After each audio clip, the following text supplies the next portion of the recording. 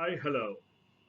In my previous video, I have talked about an introduction to the essentials of leadership when it comes to realizing organization's team synergy. There, I would have talked about the 12 different enablers that acts as a support system for a leader to successfully establish a team and deliver the organization's objective. In this video, I'm going to dive deep into the very first enabler, which is building your team. Now, from my point of view, there are 6 different levers that are applicable when it comes to building your team. The very first lever is you as a leader, you should be finding your team. There is always a myth or a misbelief that whenever we refer the term team, it is always the group of individuals who deliver the work. That is not always true. The team composition is a combination of people from different directions that are going to directly or indirectly influence your goal. Consider the team as a 360 degree. People from upwards who are going to be influencing your goal includes the senior leadership team, your management team, customers or the representative of customers, the key stakeholders, all of them who can directly or indirectly influence your goal are part of your team. And when it comes to downward influence, that's where your core team that you will be forming together who will be delivering your expected results. This could be a combination of the executors in your team, the subject matter experts, trainers, auditors, the people who will be putting all this together and who will be shipping the product to the customers. All of them will be part of your downward influence who will be working with you to deliver the goal and the objective. And then there are going to be people who acts and influence sidewards.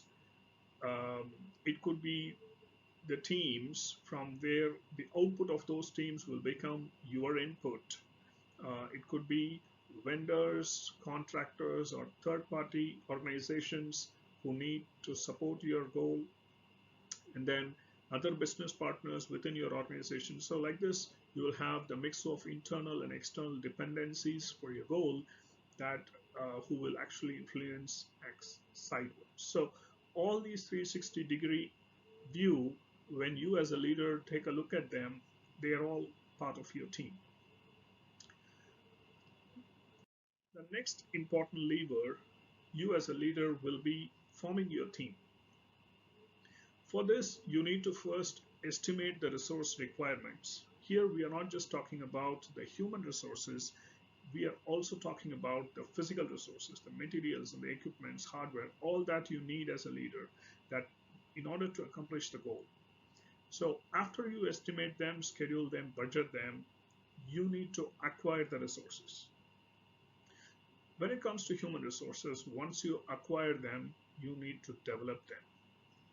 So you can do whatever you want in order to ensure that you develop the team. Right? The most popular one is conducting the structured interviews.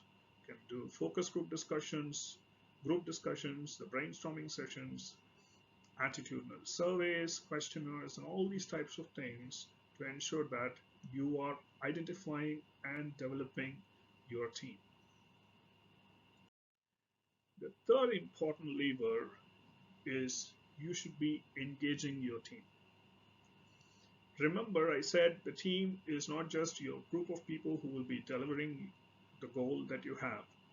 From the 360-degree point of view, everyone who are going to directly or indirectly influence and impact your goal are part of your team.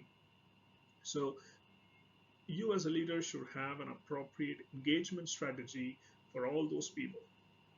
You should be doing a gap analysis, like understanding the current level of engagement and the desired level of engagement for each and every one of them. You need to understand the level of interest, the ownership, their commitment, their interest levels, their skills, knowledge, attitude towards the goal, all these types of factors that you as a leader should be assessing for each and every one of them so that you know what is their current level and where you want it to be at a later level.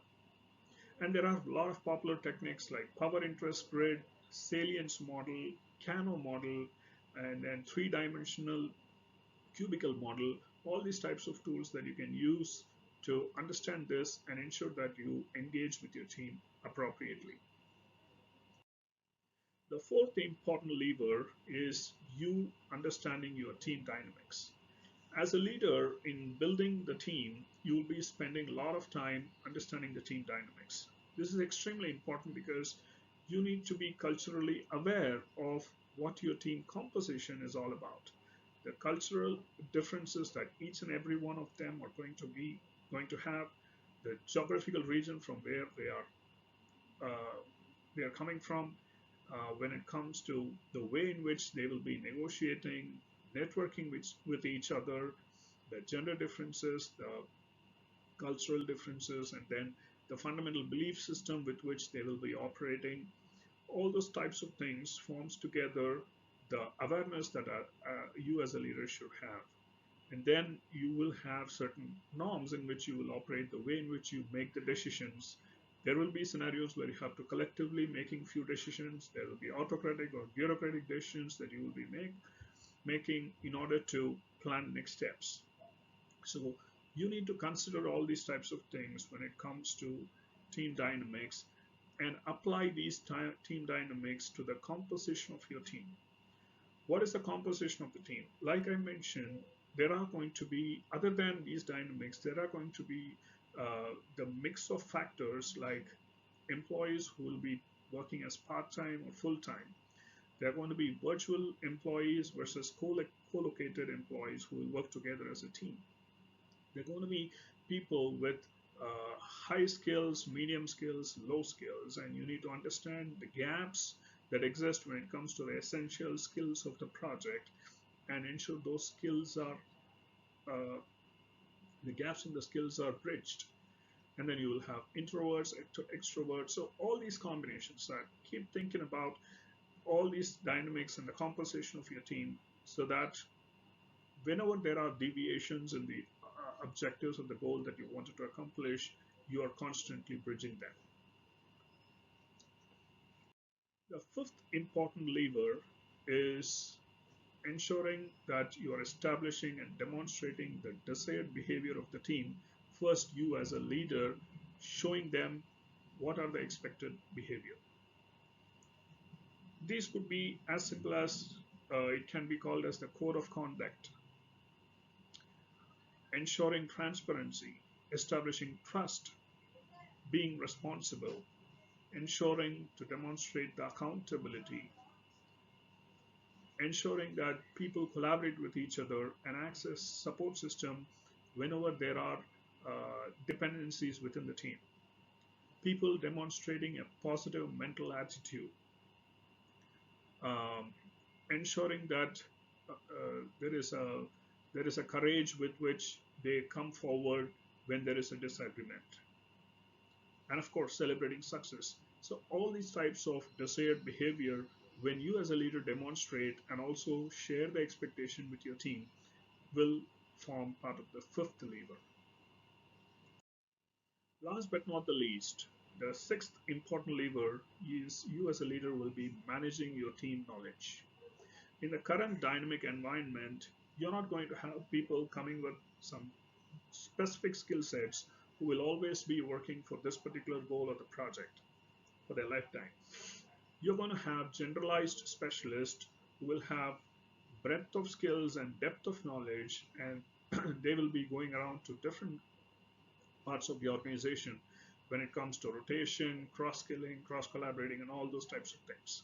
So, for you as a leader, in order to accomplish your specific goal, you need to understand the ways in which how you will store the knowledge, maintain, and retrieve the knowledge. So that whenever there are scenarios where you have to let go of somebody in your team, you're not going to start all over from step one, right? The mechanisms that you build to manage your knowledge will help by itself so that the business continuity is established on its own. So these are the 6 different levers when it comes to building your team. With that, I thank you for sparing this time in terms of understanding the different levers when it comes to the first enabler, which is building your team. I will let you digest this knowledge for this week, and I will see you next week with the second enabler. Take care.